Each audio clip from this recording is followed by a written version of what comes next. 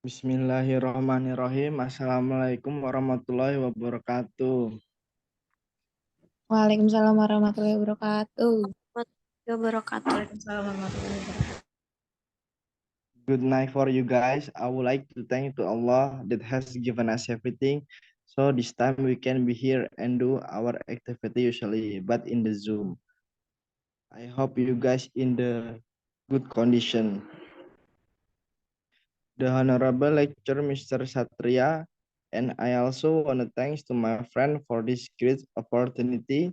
My beloved friends, may I have your attention because today me and our team will discuss the topic about measurement concept. We have 4 sessions. The first session is opening, the second is presentation, the third is question and answer session. The last is closing. Before we next into the next session, allow me introduce my team. Me, I'm Rahusen as moderator, and Keke as speaker, and Marcella as speaker, Nia Safitri as speaker, and the last Safira the last speaker. Okay, let's do the next session is explain the material. Okay, we begin. Marcella is time is yours.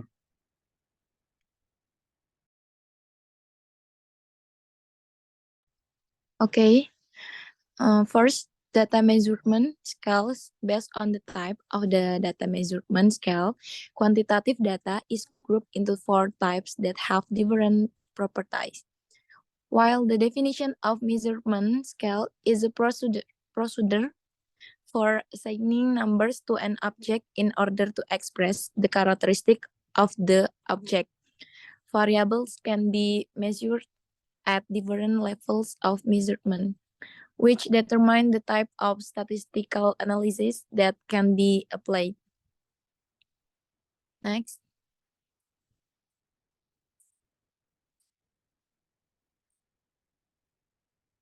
For main level of measurement, nominal scale.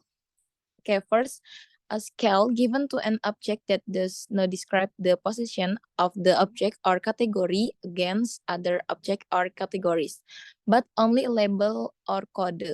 For example, gender, for code 1 and male, 1 for code for male and 2 code for female. Okay, and ordinal scale, data that is arranged in stage from the lowest level to the highest level, or vice versa, with a distance or range that does not have to be the same.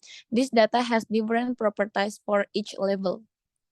From example, education levels. Education levels sort by education level. Jadi kalau ordinal itu data yang disusun secara bertahap dari level terendah ke level tertinggi atau sebaliknya, dengan jarak atau range yang tidak harus sama. Jadi data ini memiliki properti yang berbeda untuk setiap levelnya. Sebagai contoh, tingkat pendidikan diurutkan berdasarkan tingkat pendidikan. Misalnya TK itu 1, SD 2, SMP 3, dan seterusnya. Jadi analisis data menunjukkan pendidikan TK dengan nomor urut 1 lebih rendah dibanding dengan tingkat pendidikan SD nomor urut 2. Dan SD lebih rendah dibanding SMP.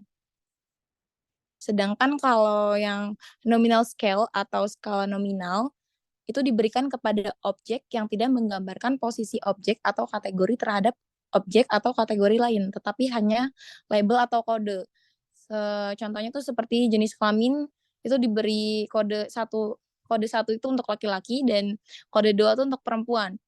Jadi angka 1 pada skala pengukuran ini tidak ada artinya bahwa angka 2 lebih tinggi kedudukannya daripada angka 1 tersebut atau pada jenis kelamin laki-laki tersebut. Begitu juga sebaliknya. Jadi angka tersebut hanya sebatas identifikasi saja terhadap suatu objek. Adapun ciri-ciri dari skala tersebut yaitu saya sebutkan 2, yaitu kategori data bersifat saling lepas atau satu objek hanya pada satu kelompok saja.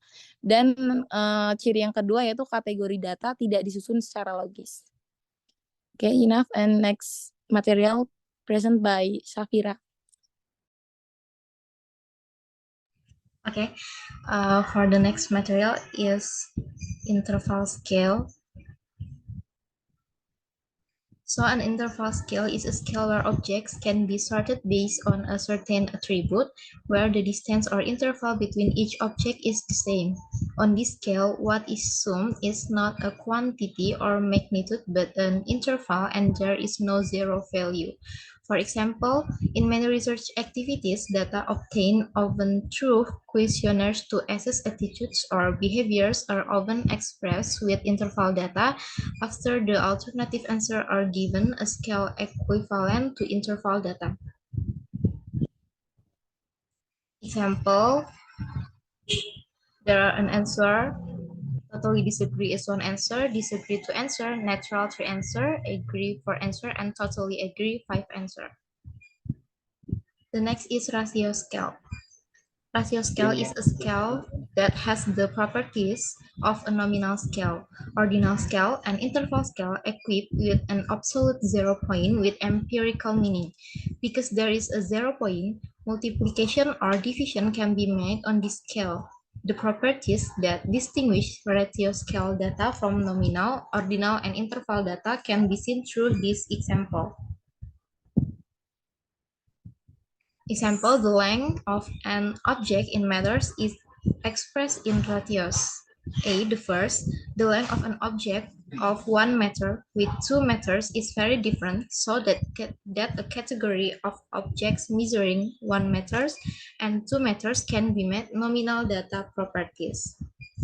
The second, the length of object range from the shortest to the longest, are called ordinal data properties.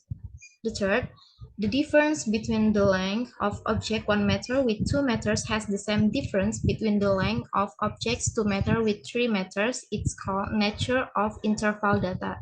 And the last, the advantages of ratio data are two things, namely ratio data has 0 meters, meaning there are no objects measured, and objects that have a length of 4 meters, 2 times longer than objects that have a length of 2 meters. Both of these are not owned by nominal, ordinal, and interval data types. Next, validity. According to Azwar, validity comes from the word validity, which means the extent to which the accuracy of a measuring instrument in performing its measuring function.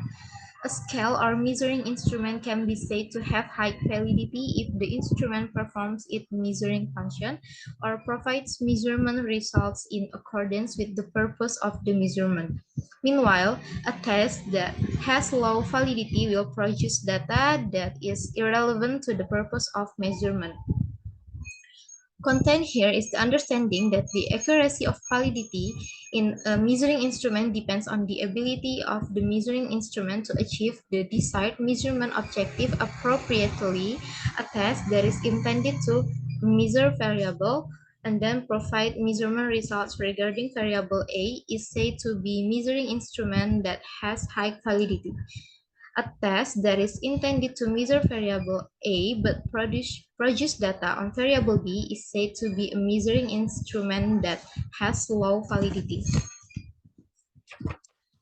Jadi validity atau validitas adalah sejauh mana ketepatan atau kecermatan suatu alat ukur dalam melakukan fungsi ukur itu. Jadi suatu skala atau instrumen dapat dikatakan mempunyai validitas yang tinggi apabila hasil ukurnya itu sesuai. Namun, validitasnya dapat dikatakan rendah apabila ia menghasilkan data yang tidak relevan dengan sesuatu yang kita ukur. Ketepatan validitas atau suatu alat ukur juga tergantung kepada kemampuan alat itu sendiri. Apakah hasil ukurnya tepat atau tidak? Misal, ketika kita mengukur variabel A dan hasilnya juga sama dengan variabel A, maka itu bisa dikatakan validitasnya tinggi. Tetapi ketika kita mengukur variabel A, tetapi hasil yang keluar adalah variabel B, maka bisa dikatakan kalau tingkat validitasnya adalah rendah. Okay, for the next material will deliver by Nia. Okay, next material is validity shows the extent to which a measuring instrument measures that what is want to measure. If someone wants to measure the weight of an object, then he must use a scale. Scales are a valid measuring tools when used to measure weight, because scales to measure weight if the length of an object is to be measured. Then he must use a meter. The meter is a valid measuring device when used to measure length, because the meter does measure length, but which is not a valid measuring device when used to measure length. Next is types of validity. Validity is divided into several parts, including number 1, concurrent validity. Concurrent validity is a validity that deals with the relationship between scores and performance. Validitas konkuren mengukur bagaimana tes baru dibandingkan dengan tes yang sudah divalidasi, yang disebut sebagai kriteria atau standar emas. Pengujian validity ini harus mengukur konstruksi yang sama atau serupa dan memungkinkan memvalidasi metode baru terhadap metode yang sudah ada dan diterima. Nah, jika hasil dari tes baru berkorelasi dengan ukuran validasi yang sama yang ada, maka validitas konkuren dapat diterapkan. Namun, perlu diingat bahwa jenis validitas ini hanya dapat digunakan jika kriteria lain atau ukuran validasi yang ada sudah ada. Next, yaitu construct validity. Construct validity is validity with regard to the quality of what psychological aspects are measured by measurement, and there is an evaluation that a particular construct can use good performance in measurement. Untuk construct validity ini menyatakan sejauh mana skor-skor hasil pengukuran dengan suatu instrumen, yaitu patch, merefleksikan konstruk teoritik yang mendasari penyusunan instrumen tersebut. Next, phase validity. Phase validity is validity that relates to what appears to be measuring something and not to what should be measured. Untuk validity ini yaitu merujuk kepada derajat kesesuaian antara penampilan luar alat ukur dan atribut-atribut variabel yang ingin diukur. Contoh, jika alat ukur merupakan kuesioner, maka item-item pernyataan dalam kuesioner harus dapat dipahami oleh subjek penelitian yang benar.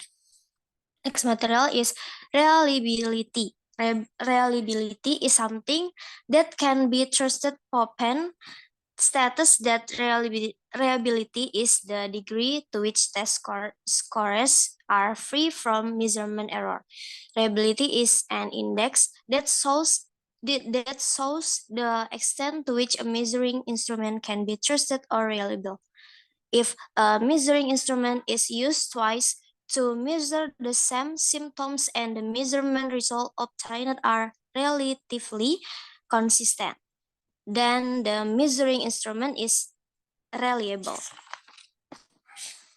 Reliability is not the same as validity. This means that a reliable measurement will measure consistently, but not necessarily measure what would be measured. Research is considered reliability when it provides consistent result for the same measurement. It is not reliable if the repeated measurements give different results. Okay, next material will be referred by Kak. Okay, next types of reliability. There are two general ways to measure reliability, namely, the first is stability reliability. It involves obtaining the same or similar score for each person or unit measure each time you measure it. The second is equivalent reliability. It involves getting the same reliability for which different sites of measure at the same time. And then the next reliability testing methods. Two techniques for testing instrument reliability include: the first is parallel technique. The parallel technique is also called the double test double trial. From the beginning, the research must have complete two parallel instrument sets equivalent, namely two instruments repriced based on one grid. The second is retest technique, also called the single test double trial technique used instrument by tested trees. The first and second result are scored are the correlate and determine the magnitudes of the reliability index. And then the last is speed help technique. Speed help technique, also called the single trial. The stage may only have a set instrument and only be tested once. Then the results are analyzed, namely by splitting the entire instrument into two equal. The method taken to split the equations can be split on the basis of the even numbers, on the basis of beginning and numbers, and by lottery. Jadi, metode penguji itu dibagi menjadi 3 teknik. Yang pertama yaitu teknik paralel, teknik yang disebut dengan double test, double trial. Peneliti sejak awal harus sudah menyusun 2 set instrumen yang ekuivalen atau 2 instrumen yang disusun berdasarkan satu grade. Yang kedua yaitu teknik tes ulang, disebut juga dengan teknik tunggal uji coba ganda, menggunakan instrumen tetapi diuji 2 kali. Hasil atau skor pertama dan kedua kemudian dikorelasikan untuk mengetahui besarnya reliabilitas tersebut. Yang ketiga yaitu teknik uji coba tunggal. Peneliti boleh saja mempunyai perangkat instrumen dan hanya diuji 1 kali. Kemudian hasilnya dianalisis, yaitu dengan membagi seluruh instrumen menjadi 2 sama besar. Cara yang dilakukan untuk membagi soal dapat dibagi berdasarkan bilangan ganjil genap, berdasarkan bilangan awal, akhir, dan dengan cara diundi. Oke, back to moderator. Thank you for the presenter. That is amazing. Now we are opening question and answer session. Please raise your hand in the chat box. Don't forget to mention your name before giving question. Okay, does anyone to ask, guys? Okay, the series of group 7 discussion have been already finished. Let's say Alhamdulillahirabbil alamin. As a moderator, I apologize for any mistake during the delivery process. Assalamualaikum warahmatullahi wabarakatuh. Waalaikumsalam warahmatullahi warahmatullahi wabarakatuh.